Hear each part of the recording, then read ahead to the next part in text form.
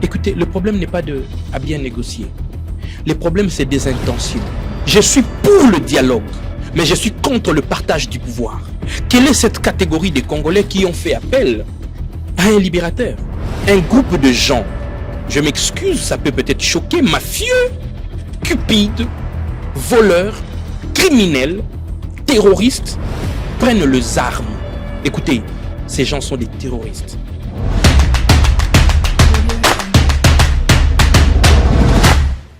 Nous vous ouvrons le porte du Parlement, mesdames et messieurs. Bienvenue à l'hémicycle. Et pour cette première, nous sommes avec monsieur Ladi Yangotikala. Bienvenue à vous. Merci, monsieur le journaliste. Vous êtes député national, élu de Kisangani dans la province de la Tchopo. Est-ce que vous allez bon train? Dire que je vais bien, ça dépend. Nous venons de vacances parlementaires. Nous avons palpé la situation de la population. Je veux te dire que je vais à moitié bien, à moitié mal. Pourquoi? Parce que c'est depuis le 25 janvier que la ville de Goma est occupée. La liberté de la population est emprisonnée. S'en est suivi dans la province du Sud Kivu. Bukavu et d'autres territoires sont sous occupation, coupés de nous autres ici.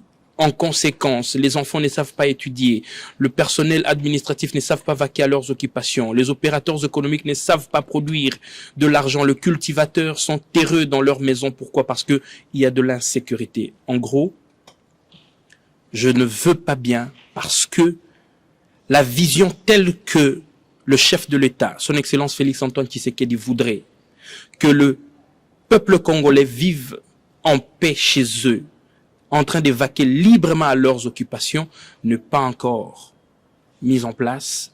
Pourquoi? Parce que les ennemis de la République cherchent à tout prix à déstabiliser les pays. Mais je reste confiant et positif que le ténèbre ne régnera pas toujours. Merci, ça va aller. Merci honorable. Bientôt, ça sera la rentrée parlementaire et la session étant essentiellement budgétaire. Selon vous, en tant qu'un parlementaire, quelles sont les priorités que l'Assemblée nationale doit défendre dans la loi de l'exercice, dans la loi des finances de l'exercice 2026? Écoutez, très bien.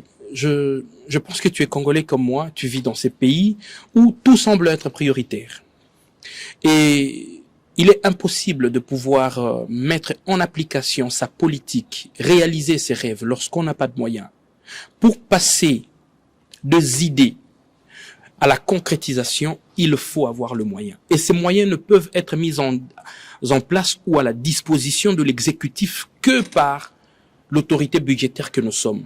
Et cette session qui se pointe à l'horizon, déjà le 15 septembre ici, est essentiellement budgétaire. Et par rapport aux priorités, la première de priorité de peuple congolais, c'est la sécurité. Le peuple congolais veut vivre en paix, chez lui, vaquer librement à ses occupations. Chez moi, Kisangani, tu pouvais te promener 24 heures sur 24, sans inquiétude. Mais depuis que la prison de Munzenze, dans le Nord Kivu, la prison centrale de Bukavu, avait été vidée lors de l'occupation de ces deux villes, il y avait une insécurité qui a commencé à ériger domicile dans la ville de Kisangani. Nous l'avions dénoncé dans la session de mars et nous félicitons le VPM de la Défense et de l'Intérieur qui ont immédiatement entendu notre alerte et nous ont envoyé de nouvelles autorités militaires et policières afin de pouvoir stabiliser la situation dans la province de la Tchopo. Donc, en priorité, on prend la sécurité. La sécurité. Deuxièmement, lorsqu'on est en sécurité, on doit être à mesure de produire. C'est-à-dire, peuple azana posa ya biloko ya kolia. Et biloko ya kolia wana, le FAO, dans ses données, a publié à travers le monde que 80% des ressources alimentaires proviennent de cultivateurs au sein de la population. Et cette population, pour que à produire et sengeli, agriculture nabiso, ezala au top. Et La priorité des priorités, c'est que le peuple a besoin de manger. Que la République soit en mesure de s'autosuffire sur le plan alimentaire. En troisième lieu, les infrastructures. Quand je parle des infrastructures, je vois premièrement la route. On peut produire le riz, on peut produire le maïs, mais lorsqu'on n'est pas à mesure de évacuer la production agricole vers le centre de consommation, ces productions agricoles vont pourrir.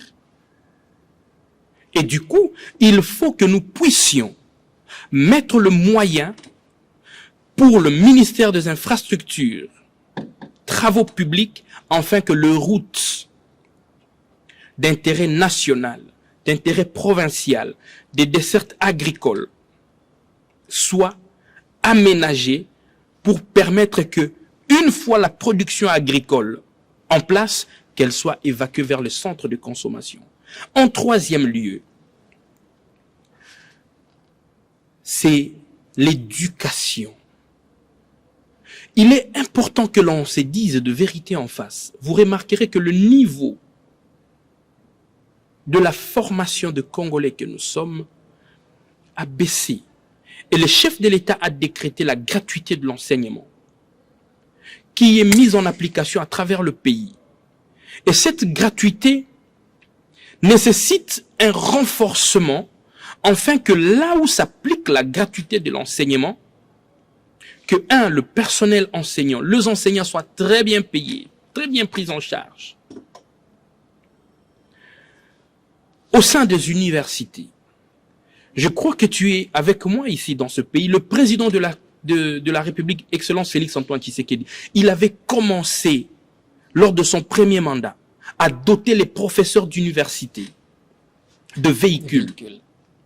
Les professeurs émérites AVI. On devait en fait donner à 3000 professeurs d'université de véhicules. Une partie avait obtenu ces véhicules et une autre partie continue à attendre jusqu'aujourd'hui. Et je suis ni professeur.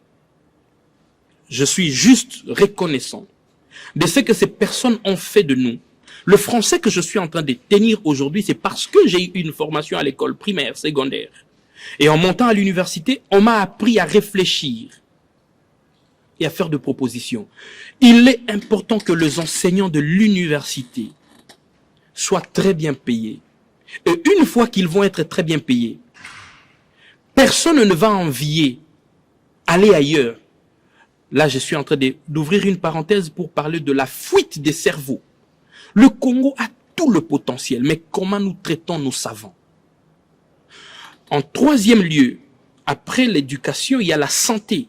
Le président de la République a mis en place la couverture santé universelle. Nous allons nous atteler lors de cette session pour mettre le moyen, afin que l'exécution de la couverture santé universelle soit réelle et palpable. Et là, je veux vraiment en appeler à la vigilance de tous les députés pour que là où la couverture santé universelle, la maternité gratuite est appliquée, nous, en tant qu'élus du peuple, nous devons veiller, nous devons surveiller sur le financement, sur l'exécution. Est-ce que c'est bien fait ou c'est mal fait? Parce que, il est important que je le dise, ça c'est mon constat et ça n'engage que moi. La quasi-majorité des Congolais, et politiciens, et non politiciens, et opérateurs économiques, et opérateurs scientifiques, la quasi-majorité de nous tous, en tant que Congolais, nous n'aimons pas notre pays. Oui, ça d'accord. Merci beaucoup, monsieur l'a dit. Mais en partant sur base du tableau que vous venez de peindre là, dans le contexte socio-économique et sécuritaire actuel, le VPM de budget le nouveau, lui, ambitionne de porter de 9 milliards à 13 milliards le budget de 2026. Non, selon vous, vous estimez que cet objectif est réaliste ou bien utopique? Écoutez, de par ma formation, je suis médecin. Aujourd'hui, je suis député autorité budgétaire. Il m'arrive à avoir 2-3 notions sur l'économie, sur le finance publique. Permettez que je vous dise mon profond respect pour Adolphe Muzito. Il fut Premier ministre. Et rappelons-nous que c'était à l'époque où Adolphe Muzito était Premier ministre que les étudiants avaient obtenu une bourse. Nous sommes vers les années, si ma mémoire ne me trahit pas, 2008 ou 2009. J'étais étudiant et j'en fus bénéficiaire. Donc lorsqu'il l'est dit, ce n'est pas une utopie. Mon cher frère, la République démocratique du Congo a de l'argent. Beaucoup d'argent. Tout ce qui nous manque, c'est la canalisation. Et c'est là que j'étais en train d'atterrir lorsque j'intervenais en amont en disant Tolingambo Kanabisote, nous n'aimons pas notre pays. Chaque Congolais est tellement égoïste, il veut s'enrichir seul au détriment de faire entrer l'argent dans le trésor public. Et j'apprécie le ministre de Finances avec ces innovations qu'il apporte, qui sont palpables et réelles, qui vont permettre une canalisation de recettes de la République, 13 milliards. Et qui même cause à la moquer. C'est réaliste et réalisable. D'accord. Merci. Merci beaucoup, monsieur Ladi. Mais nous allons parler maintenant du processus de paix. Le pays est en train de s'orienter pour retrouver la paix. Il y a peu, en juin, le 27 juin, nous avons Kinshasa a signé l'accord de Washington avec Kigali. Et un mois plus tard, le 19 juillet, c'était la déclaration de principe signée à Doha. Mais sur le terrain, au-delà de malgré ces deux textes, sur le terrain, la situation ne change pas. Les déplacés, il y a toujours des déplacés et les combats se poursuivent. Comment expliquez-vous ce paradoxe entre la diplomatie et la réalité sur le terrain? Écoutez, d'abord, je dois commencer par vous dire, je soutiens l'accord de Washington. Je soutiens aussi celui de Doha. Je suis un pacifiste. Quand je dis que je suis un pacifiste, la meilleure manière de gagner le pouvoir, c'est par les élections. Je n'encourage jamais la guerre. Et moi, je dénonce la génération de politiciens qui privilégient la guerre comme mode d'accession au pouvoir, au lieu de s'atteler à la paix et à sa consolidation. Cette génération de politiciens, je la dénonce. Je vous ai dit il y a quelques minutes que le Congolais que nous sommes, on est égoïste. L'égoïsme et l'égocentrisme qui nous caractérisent, nous Congolais, nous politiques congolais, fait à ce que nous ne voyons que nos intérêts personnels en lieu et place de l'intérêt général. Un groupe de Congolais, frustrés parce qu'ils n'ont pas obtenu le pouvoir tel qu'ils le voulaient, à cause de leur cupidité, prennent les armes, avec comme alibi de venir libérer. Écoutez, les Israélites étaient en esclavage en Égypte et ils ont cherché un libérateur. Moi, je veux juste que l'on me dise quelle est cette catégorie de Congolais qui ont fait appel à un libérateur. Qui? Un groupe de gens, je m'excuse, ça peut peut-être choquer, mafieux, cupides, voleurs, criminels, terroristes, prennent les armes sous prétexte de venir libérer les gens. Écoutez, ces gens sont des terroristes. Mais ce sont des bandits. Je m'excuse, je vais répondre à votre question. Allez-y. Dans ces négociations, les plus importants, ce ne sont pas leurs poches ou encore leur positionnement. Moi, ça n'engage que moi. Je suis pour le dialogue, mais je suis contre le partage du pouvoir. Je ne sais pas si je me suis fait comprendre. Je veux que l'on puisse dialoguer. J'ai lu L'art de la guerre du général Sun Tzu. Et je ne peux jamais, alors jamais encourager la prise d'armes pour inciter votre place à la table des négociations. Sinon, c'est tout le monde qui prendra les armes, enfin qu'on l'appelle pour venir négocier. Non. Écoutez, Félix Antoine Tshisekedi est à son deuxième mandat, qui va finir en 2028. Pourquoi ne pas attendre 2028? Pourquoi vouloir à tout prix bloquer les choses? C'est ce que toi tu as appelé le paradoxe. Et qui en souffre? Est-ce le membre de la famille de Félix Antoine Tshisekedi? Ou c'est la population que vous êtes en train de prétexter venir libérer? Mais honorable, l'accord est déjà là, l'accord est signé. Mais c'est son application qui pose problème. Et à puis cause je de vous ai aussi l'égoïsme. parlé de la déclaration de principe de Doha. Mais maintenant là, chacune de parties a aussi reçu un avant-projet, le projet de l'accord entre Kinshasa et je parle de Kinshasa ainsi que la FCM 23. Donc, moi, ma question est de savoir, comment vous arrivez à comprendre que sur le terrain, rien ne change? C'est à ce niveau-là qu'il y a ma question. Écoutez, sur le terrain, la situation est telle Est-ce que c'est parce que nous sommes faibles, ou bien parce que nous n'arrivons pas à bien négocier? Écoutez, le problème n'est pas à bien négocier. Le problème, c'est des intentions. Voilà. Sur la table des négociations, les différentes parties en présence se prêtent les intentions les uns les autres. Mais il faut être reconnaissant. Au tout début, le président de la République avait dit « je ne négocie pas avec les terroristes ». Il a évolué en disant « ok, d'accord, je délègue une équipe, le VPM de l'Intérieur est allé, il a dirigé la délégation, vous pouvez parler avec eux ». Mais maintenant, aucune fois vous aviez appris que le FARDC ont attaqué l'opposition de M23. Non, nulle part. Mais tout ce que vous aviez appris, c'est la tendance expansionniste de M23. Lorsque vous faites les armations, vous comprendrez que ce que sur Kangi Muninga na yokal, na prise, tu chercheras à l'étrangler à telle enseigne que Abeta Maboko na tatami pour que Asenga abandonne. Et c'est ce que le M23 fait. Mettre le gouvernement dans une imposture. Qu'est-ce que j'ai dit? Dans une mauvaise posture. Enfin que l'on se dise, écoutez, mais jusque-là, rien n'avance, la population en a marre. Au finish, que l'on dise, bon, Mievouata, Batuango Kasibaya. Réfléchissons terre à terre. Bunagana est occupé depuis plus d'une année. Vous a-t-on montré un seul centimètre d'asphalte qui a été construite de l'autre côté à Bunagana? Jamais.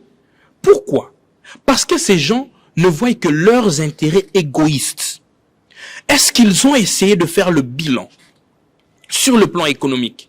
Oui, ils ont occupé. Ils ont construit combien de centres de santé? Ils ont construit combien de bureaux administratifs?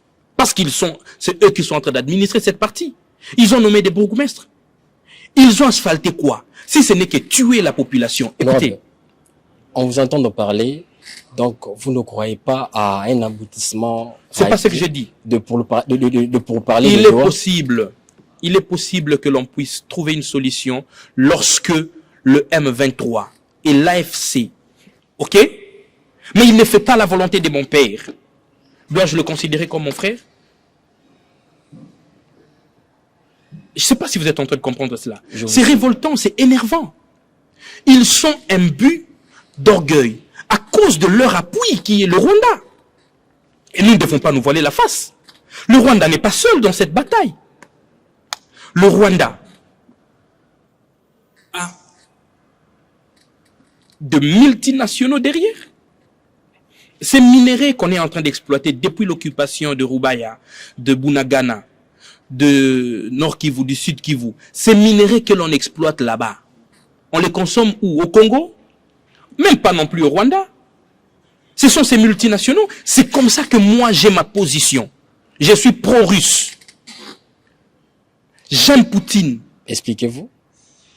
Écoutez, lorsque vous traitez avec le russe, d'abord, la première des choses, c'est qu'il commence par vous respecter. Pour preuve, vous aviez vu, l'homme le plus puissant de la Terre, Donald Trump, a compris que avec Poutine, il n'y a qu'un seul langage, le respect. Vous aviez vu l'accueil que Trump a réservé à Poutine? Il est descendu de son avion. Plus de 100 mètres, il le fait à pied pour aller attendre son homologue russe. Et il n'y a que nous ici au Congo qui avons peur de fréquenter Vladimir Poutine. Vladimir Poutine, ce n'est pas l'enfer. Vladimir Poutine, c'est un chrétien, un fervent chrétien croyant, pratiquant, et qui respecte les autres. Donc vous estimez qu'on doit quitter Doha? Je n'ai pas dit ça. J'ai plutôt dit ceci. Nous devons collaborer avec les gens qui nous respectent. J'ai été dit en amont, je soutiens l'accord de Doha. Je soutiens l'accord de Washington. Mais je pense aussi que nous devons approcher les Russes Parce que moi, j'étais à Moscou lors de la célébration du centenaire de Mais Patrice même Emery vous-même, Lumumba. attendez, monsieur l'a dit, même vous-même au mois de février, quelque part de vous, c'est les députés, aussi sénateurs, vous étiez réunis en congrès pour proposer un plan de sortie des crises. Et votre plan de sortie a été accouché en six actes. Maintenant, est-ce que d'ailleurs la primeur de votre plan a été réservée au chef de l'État? Est-ce que les chefs de l'État vous a suivi? Est-ce que tout ce que vous avez soulevé comme proposition, est-ce que le chef de l'État vous a entendu? Le président de la République, il a un pouvoir qui lui est discrétionnaire. Le président de la République, il est le visionnaire, il est le garant de bon fonctionnement des institutions de la République. Et nous, en tant que députés de la majorité de l'Union sacrée, nous marchons selon sa vision. Pour répondre à ta question par oui ou non, oui, il nous a entendus. Je t'ai dit ici, je soutiens le dialogue. Le président, au début, il a dit que il négocierait pas, il ne parlerait pas. Mais enfin, il a dit, ok, d'accord, je ne peux pas rester intransigeant sur ma position, d'accord, écoutez-le quand même. Jacquemain Chabani, j'étais délègue à Doha pour aller les écouter. C'est déjà une évolution. Le président de la République nous a entendus, il nous a écoutés. Et d'ailleurs, je t'informe que le 30 ici, nous allons avoir le congrès de l'Union sacrée. La bataille ici, lorsque vous semblez ne pas comprendre la persistance du président de la République dans sa position, c'est parce qu'il refuse de brader les richesses de la RDC. C'est parce qu'il refuse la balkanisation. Comment comprendre que l'on ait un pays dirigé à double vitesse, une partie sous, que la direction soit accordée à ceux qui ont pris les armes? Écoutez, encore là, je suis prêt pour le dialogue, mais je ne suis pas prêt pour le partage du pouvoir. Mais pourquoi? Parce que le pouvoir se gagne par les élections, par le voie légale. Puisque vous parlez du dialogue, le dialogue inclusif, au-delà de la diplomatie, puisque nous avons dit la crise est multiforme, il y a aussi une crise en interne. Et il y a 24 heures, les chefs religieux, dans toute leur diversité, se sont accordés pour demander au chef de l'État de lancer le processus d'un dialogue national inclusif, où il y aura même l'opposition armée, l'opposition non armée, ainsi que le membre de la majorité au pouvoir. Quel est le rôle que le Parlement peut jouer par rapport à ça? Et puis vous, quel est votre point de vue? D'abord, je vais commencer par te dire mon profond respect pour l'Église catholique, l'Église protestante. Êtes-vous d'accord ou non?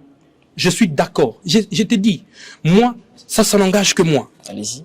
Il y a d'autres collègues qui disent on refuse le dialogue inclusif. Écoutez, même dans un mariage, tu es marié?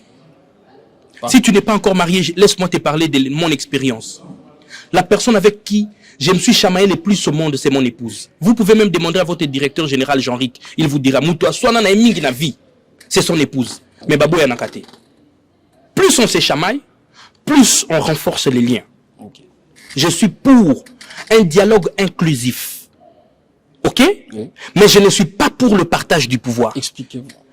Sokibo Simbi Manduki, si vous tenez les armes pour que ça puisse vous accorder l'opportunité d'être sur la table des négociations, vous n'êtes pas le bienvenu dans ces dialogues. Donc, vous estimez qu'on doit exclure l'opposition armée? Je veux très bien que tu comprennes ce que je dis. Je dis ceci. Même cette opposition armée-là, qu'elle vienne, qu'elle dépose les armes et que l'on se parle. Pourquoi elle a pris les armes? Ok? Non, j'ai pris les armes parce que on était en train de marginaliser ma population qui était les Tutsis. Donnez-nous les exemples de la marginalisation de Tutsis. Parce que dans ce gouvernement, nous avons un Tutsi qui est ministre. Nous avons des Tutsis qui sont des députés. Nous siégeons avec eux. Quand est-ce que on a marginalisé les ministres Tutsis? Quand je dis Tutsi, je vois Banyamulenge. Quand est-ce qu'on a marginalisé les députés Banyamulenge ou Tutsi congolais? Nulle part. D'où on va être face à des évidences, face à des réalités, où on se dira, vous n'aviez pas pris les armes parce que votre population était marginalisée, mais vous aviez pris les armes parce que vous aviez besoin d'entrer au pouvoir. Et puisque vous voulez entrer au pouvoir, ok, on déposez vos armes, restez là, on assure votre protection, les élections se pointent à l'horizon, postulez, gagnez les élections. Mais que répondez-vous à ceux qui pensent que le chef de l'État joue aussi la montre parce que il veut glisser, il veut rallonger son mandat. Voilà pourquoi il est en train de jouer la montre pour qu'en fait qu'il puisse organiser le dialogue au soir presque de son deuxième et dernier mandat. Très bien. À ceux-là, je veux leur poser la question. Pourquoi ils ont pris les armes pour déstabiliser le mandat de Félix? Ceux qui pensent ainsi ne sont pas que de rebelles. Il y a aussi ceux de l'opposition non armée. Mais écoutez. Et une frange de la société civile. Écoutez. Ils ont pris les armes pour le déstabiliser afin de ne pas le permettre de diriger. Parce qu'ils se prétendent que c'est nous qui lui avons donné le pouvoir. On ne lui a pas donné le pouvoir, il a gagné les élections. Et la meilleure manière de gagner le pouvoir, c'est serré. D'attendre les élections. Le papa de Félix Antoine Tshisekedi, Etienne Tshisekedi, il a été dans l'opposition pendant combien d'années? Pendant 32 ans. Pourquoi il n'a pas pris les armes? Et à l'issue de ces 32 ans, aujourd'hui, l'UDPS est en train de régner. Bientôt 7 ans. Ils sont au pouvoir. Plus de 7 ans d'ailleurs. Ce qui le manque, c'est la patience. Dire que le président de la République est en train de jouer à la montre, ce n'est pas lui qui a provoqué cette guerre. Aujourd'hui, il ne dort pas parce qu'il a besoin que la paix soit rétablie dans la province du Nord Kivu, dans la province du Sud Kivu, dans la province de l'Ituri. Mais je vous ai dit en amont, Bisoba Congolais Tolingarambo Cannabis, a-t-elle enseigne que ceux qui couvrent les usurpateurs de l'identité, le fossoyeur, le voleur, le terroriste, si entre autres Bisoba Congolais, Tozopesa, terroriste étranger, opportunité, il y a Kokotanambo Cannabis pour nous occuper illégalement. Je ne sais pas si vous êtes en train de voir ce que moi je vois. Le président ne joue pas à la montre. Seulement il leur a dit, je ne veux pas brader le richesse de mon pays. Deuxièmement, je ne veux pas balkaniser le pays. Parce que le jeu de l'ennemi, c'est balkaniser le pays. Je ne sais pas si vous êtes en train de comprendre. Comment ton corps peut vivre sans le poumon? Parce que la province du Nord Kivu fait partie de poumons économiques de ce pays. Comment vous voulez que la RDC puisse vivre sans un de ses poumons? Non, nous allons chuter dans notre entretien.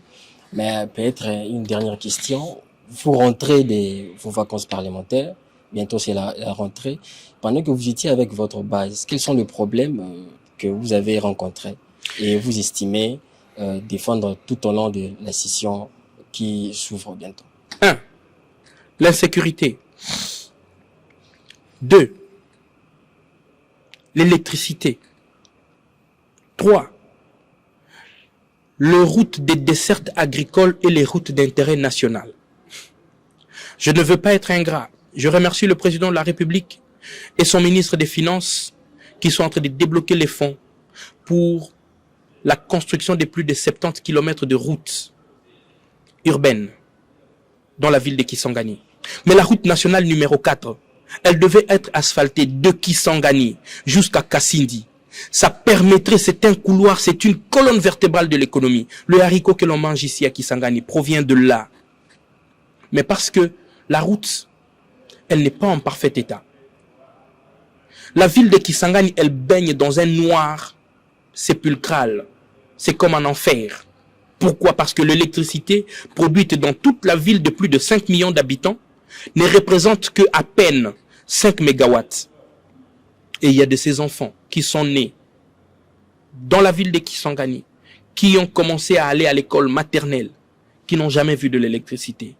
Pourtant, le président de la République a instruit que l'on puisse prélever le fonds de Frivao, qui est géré par le ministère de la Justice, afin de pouvoir indemniser collectivement la ville de Kisangani en réhabilitant la centrale hydroélectrique pour le remettre dans sa capacité initiale de production qui est de 19 mégawatts, qui soulagerait tant soit peu la ville de Kisangani. Les temps nous est impartis, monsieur l'a dit. Peut-être un dernier mot à tous ceux qui vous ont suivi, surtout à votre base, à la population qui vous a suivi. Pour cette première émission, je vais dire une chose. Les embouteillages, les routes délabrées, les constructions qui ne tiennent pas un an. Pourtant, c'est l'argent du contribuable congolais qui sont déboursés. Démontrent de notre haine pour notre propre pays. Vous pouvez juste sortir ici. Vous allez remarquer que les routes, bien que le chef de l'État a instruit, les routes sont très mauvaises. Les embouteillages, l'incompréhension de conducteurs, c'est un manque de civisme, c'est un manque de patriotisme. Les caniveaux sont bouchés par le déchet plastique. Parce que toi et moi, nous buvons le bouteille d'eau plastique et nous les jetons dans le caniveau. C'est la haine pour le pays. Tolingambo Kanabiso. Personne d'autre ne peut aimer ce pays plus que nous-mêmes. Merci, monsieur Ladi. Je rappelle que vous êtes député national, élu de Kisangani dans la province de la Tchopo. Merci d'avoir répondu à notre invitation. Je vous en prie. Merci. À vous aussi qui nous avez suivis. Merci à vous. On se retrouve très prochainement pour un nouveau numéro. Merci.